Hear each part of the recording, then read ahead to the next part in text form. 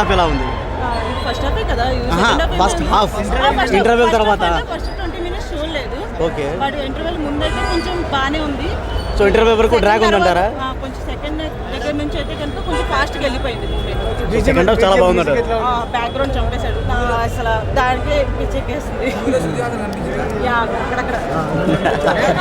So దీని మీద అన్న ఇండియన్ సినిమాకి పరిచయం చేపించిందే ప్రభాస్ అన్న. ఈ ఆదిన 100 కోట్లు అంటారు. ఇండియన్ సినిమాని ప్రపంచానికే పరిచయం చేపించింది ఒక తెలుగోడు. Proud of you Prabhas.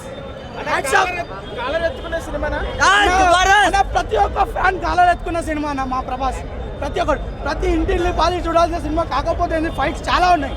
ఒక్కొక్క ఫైట్ కూడా ప్రభాస్ ఎలివేషన్. మాలా కత్తి ఎవడు వాడలేడు, ప్రభాస్ లాగా కత్తి ఎవడు వాడలేడు. మళ్ళీ ఒకసారి ప్రూవ్ అయింది. ఇట్స్ ఎక్సలెంట్ మూవీ అన్న. ఎవరు కూడా తప్పు రివ్యూ రాయొద్దన్న. అమ్ముల్ రిక్వెస్ట్, మంచిగా రాయండి, సినిమా చూసి రాయండి. ఆ ఎలివేషన్లో నిజంగా మైండ్ బ్లోయింగ్. ప్రతి ఒక్కరు చూడండి, మొత్తం తిప్పేశాడు అంతే, ఇంకేం లేదు. మామూలుగా లేదు, చాలా అంటే చాలా బాగుంది.